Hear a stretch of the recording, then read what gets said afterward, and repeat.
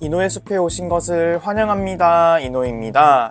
이번 영상에서는 문학론과 철학 에세이 그리고 두 권의 시집을 다뤄볼까 합니다. 문학을 바라보는 그리고 철학을 바라보는 제 생각을 조금 넓혀준 책들에 대해서 이야기해보려고 하는데요. 그러면 어떤 책들을 읽었는지 함께 만나러 바로 가보실까요? 처음 소개해드릴 책은 박경리 작가님의 문학을 사랑하는 젊은이들에게입니다. 제목부터 저를 좀 홀리게 했던 책이었는데요. 문학에 관심이 있다면은 그냥 지나칠 수 없는 제목이었어요. 원래 이 책을 밀리의 서재에서 이북으로 읽고 있었는데 잘 안 읽어지기도 하고 이 좋은 책을 직접 종이로 만져보고 싶어서 그리고 표지도 이렇게 예쁘고 하니까 종이책으로 구입해서 읽었습니다. 이 책은 박경리 작가님께서 창작론 직접 강의하신 내용을 담고 있는데요. 우리가 문학을 어떻게 대할 수 있는지, 특히 창작자로서 문학을 대하면서 고민해온 내용들을 이야기하고 있었습니다. 그래서 아무래도 강의 내용을 담고 있다 보니까 실제로 말하는 구어체적인 측면이 많아서 실감나게 강의 장면을 상상하면서 책을 읽을 수 있었고, 근데 반면에 강의다 보니까 우리가 수업을 들어가서 알잖아요. 재밌는 선생님의 수업이라도 모든 수업이 쉽고 재밌을 수는 없듯이 조금 어렵고 힘든 부분도 있었는데 기억에 남는 부분 위주로 한번 이야기를 해보도록 하겠습니다. 문학과 대상의 관계를 강의하며 하신 말씀이 있는데 한번 옮겨보도록 하겠습니다. 생활에서는 합리주의를 수용한다 하더라도 문학에서는 그러면 안 되는 것입니다. 문학은 더듬이 같은 것입니다. 활자를 박아서 돈벌이 하는 것이 아닙니다. 가슴에 다는 훈장도 아닙니다. 재미있는 일도 아닙니다. 문학은 바로 그 대상과의 갈등, 모순, 상충에서 우선 출발하게 되는 것입니다. 작가님의 문학관이 잘 드러나는 구절이라고 생각을 했는데요. 문학은 좀 안일한 상태에서 출발하는 게 아니라 대상과의 갈등, 부딪힘, 모순, 상충에서 시작한다는 말이 기억에 남았어요. 그러니까 우리가 문학 작품을 읽을 때에도 작품 속에 어떤 갈등이 있을지, 또 어떤 충돌이 있을지, 세계와 자아의 대립이 나타날지를 항상 염두에 둬야 한다는 거겠죠. 그래서 이렇게 생각하고 보니까 문학 작품을 읽을 때 그러면은 우리가 무엇을 중심으로 읽어야 하나 감이 잡힐 듯 말 듯 그런 생각이 좀 들더라고요. 그래서 이 책 속에는 이런 문학을 보는 관점이 문학에 대한 작가님의 생각이 정말 다양하게 담겨 있어서 문학에 대한 통찰을 얻어갈 수 있는 내용이 많았습니다. 문학을 사랑해서 좀 더 깊이 공부해보고 싶은 분이나 창작에 관심 있는 분께 추천하고 싶은 책, 문학을 사랑하는 젊은이들에게 였습니다. 두 번째로 소개해드릴 책은 일본의 나가이 레이의 물속의 철학자들입니다. 다다 서재라는 출판사에서 출간된 책인데요. 제가 학생들과 서울로 수학여행 갔을 때 거기 독립여행 서점이라는 곳을 갔었거든요. 거기서 서점 속에 이 다다 서재 출판사만의 코너가 따로 있었고 그곳에서 눈에 띄어서 가지고 온 책입니다. 이 작가 나가이 레이라고 하는 분은 철학 연구를 하는 철학 에세이스트인데요. 이 책도 일상 속에서 흔하게 접할 수 있는 철학적인 순간을 좀 가볍게 우리에게 전달을 하려고 합니다. 그냥 지나칠 법한 사소한 것들에서도 의미를 발견하는 게 이런 철학 에세이스트들이 하는 일이 아닐까라고 생각이 들었는데 작가님은 학생을 대상으로 철학 대화를 진행하기도 하시거든요. 그래서 학교 교실의 모습이 꽤 책에 자주 나옵니다. 그런 걸 읽으니까 저도 비슷한 업종에 종사를 하니까 더 재밌게 읽을 수 있었던 것 같아요. 그래서 철학에 대한 작가님의 관점을 담은 구절이 있어서 한번 같이 읽어보도록 하겠습니다.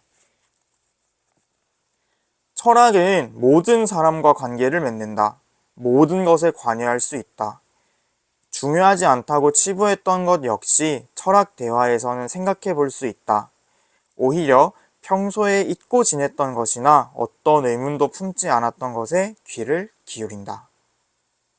그래서 이 글에서 이야기하는 철학 대화, 철학적 순간이라는 게 정말 별거 아니거든요. 그래서 글 속에서 예시를 든 거는 철학 주제가 너무 푹 익어서 걸쭉해진 미역과 같은 일상적인 것이 될 수도 있다라고 이야기를 합니다. 그래서 철학을 너무 어렵게는 생각하지 말아야겠다라는 생각을 들게끔 해준 책이었고, 저는 철학을 굉장히 좋아하거든요. 좋아하기는 하지만 이제 이 책을 철학을 낯설거나 어렵게 느끼는 분들에게 일상 속에서의 철학적 순간을 이야기해 줄 수 있는 좋은 책이 아닐까 생각을 합니다. 다만 소크라테스, 니체처럼 우리가 익히 알고 있는 철학자의 사상을 소개하는 책과는 좀 거리가 있으니까 그 점은 참고해 주시면 좋을 것 같아요.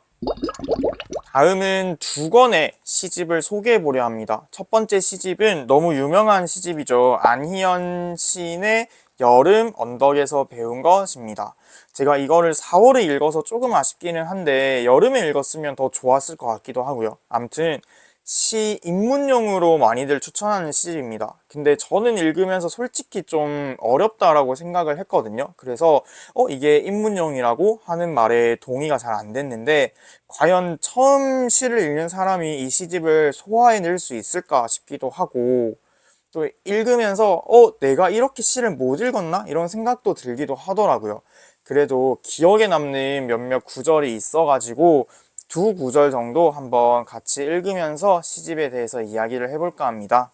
표적이라는 시의 첫 구절입니다. 얼음은 녹기 위해 태어났다는 문장을 무심히 뱉었다. 녹기 위해 태어났다니. 어떻게 그런 말을 할 수 있었을까? 이 시에서 얼음은 녹기 위해 태어났다고 말하는 화자의 심정이랑 그 말을 들었을 때의 얼음의 입장, 얼음의 생각을 한번 머릿속으로 그려봤는데요. 과연 얼음이라고 하는 거는 정말 녹기 위해 태어난 존재일까? 그러니까 어쩌면은 그 녹기 위한 것이라는 건 얼음의 본질이 아니라 화자가, 그러니까 우리가 얼음을 바라보며 붙인 정의, 그러니까 고정관념일지도 모르겠다 이런 생각이 좀 들었어요. 그래서 다른 대상을 나의 시선으로 규정하는 일이 이 시에서는 녹고 있는 얼음 앞에서 또박또박 섬뜩함을 말했다 라고 표현을 하거든요. 그래서 내가 나의 시선으로 다른 대상을 규정하는 게 누군가에게는 섬뜩하게 느껴질 수도 있겠다라는 생각이 들게 한 시였습니다. 그리고 그 다음으로 같이 읽어볼 시는 영혼 없이라는 시의 일부분입니다. 시를 환상 속에 두지 마세요. 어린 시인은 단호히 말한다. 쓰러진 물컵 속에는 물 외엔 아무것도 없다. 슬픔이나 절망 같은 건 더더욱 없다. 앞서 소개해드린 표적이라는 시랑 어떻게 보면 비슷하다고 할 수도 있겠는데 방금 읽어드린 영혼 없이라는 시의 일부분은 우리가 시인과 시에 대해 품고 있는 환상, 규정 같은 것을 깨트리는 것처럼 저는 느꼈거든요. 그래서 이 시는 시라는 게 환상이 아니라 현실에 있다는 걸 이야기해 주는 것 같기도 하고 보통 시인이라고 하면은 쓰러진 물컵 속에서 슬픔이나 절망을 읽어낼 존재야 라고 생각을 하겠지만은 이 어린 시인이 봤을 때는 그 안엔 사실 아무것도 없다는 거죠. 그래서 이런 것이 다 하나의 편견일 수 있다라는 거고요. 그래서 이 시를 통해서 시인이란 어떤 존재인지 한번 생각해 보게 하는 시라고 생각을 했습니다. 여러분은 시인이란 어떤 존재라고 생각을 하시나요? 쓰러진 물컵 속에서 무엇을 발견하는 존재가 시인이라고 할 수 있을까요? 질문을 남겨보면서 다음 시집 소개해 드리겠습니다. 다음으로 소개해 드릴 시집은 오은 시인의 마음의 일이라는 시집입니다. 청소년 시집이고요. 5월에 저희 학교로 오은 시인님께서 강연을 오시게 되었거든요. 그래서 다른 시집들과 함께 읽었는데 창비에서 나온 청소년 시집이고 아주 쉽고 유쾌하게 읽었습니다. 이 시집은 청소년 시선이라는 이름답게 청소년, 특히 사춘기 시절의 방황과 갈등, 그 중에서도 스스로 고민하는 나의 내적인 갈등을 많이 다루고 있는 시집이라고 생각을 했고 기억에 남았던 시 한 편을 소개해드리면서 시집 소개를 가름해 볼까 합니다. 여느 날이라는 시입니다. 여느 날, 어느 날 친구가 물었다. 너도 외로울 때가 있어? 친구에게 나는 늘 밝은 아이였다. 그럼 거의 대부분의 시간이 외롭지. 놀란 친구가 물었다. 그럼 안 외로울 때만 사람을 만나는 거야? 나는 문득 외로워졌다. 아니, 외로운 채로 만나는 거지. 외로움은 해결되는 게 아니니까. 온전히 외로운 채로 대답했다. 여느 날이 된 어느 날, 손은 묵묵부답이었다.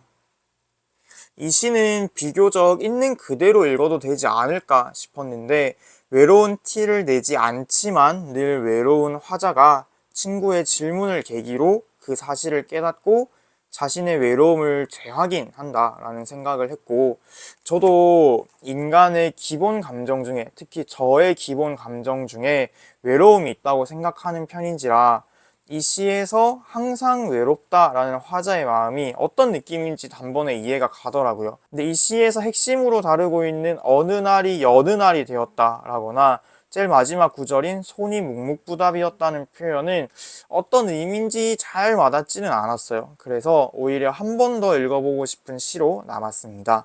이처럼 사춘기의 방황과 내면의 고민을 솔직하게 담아낸 시집이 오은 시인의 마음의 일입니다. 그래서 청소년기의 기억을 한번 떠올려 보고 싶거나 아니면 우리 집에 청소년이 있다, 저 사춘기 청소년이 있어서 시집을 한번 읽어보게 하고 싶다라는 생각을 가지신 혹시라도 학부모님이 계신다면 이 시집을 슬쩍 추천해 보도록 하겠습니다.